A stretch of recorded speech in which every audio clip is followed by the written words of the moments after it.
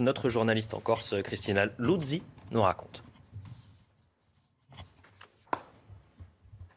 C'est un dimanche sous haute tension encore en Corse pour cette troisième mobilisation populaire organisée en un mois et toujours les mêmes revendications, justice et vérité après l'agression dont a été victime Yvan Colonne et qui a entraîné sa mort, la libération des prisonniers politiques et la reconnaissance du peuple corse.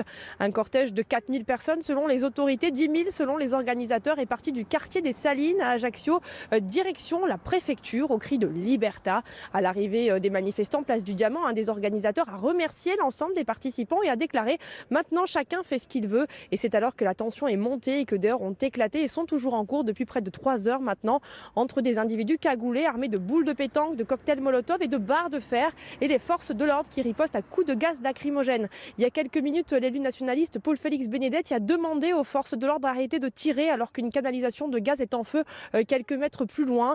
Un bilan provisoire fait état de 25 blessés, mais je vous le rappelle, les incidents sont toujours en cours et dans le même temps, une cinquantaine de personnes sont rassemblées ici devant la caserne de CRS de Fouriagne en Haute-Corse où là aussi la situation se tend.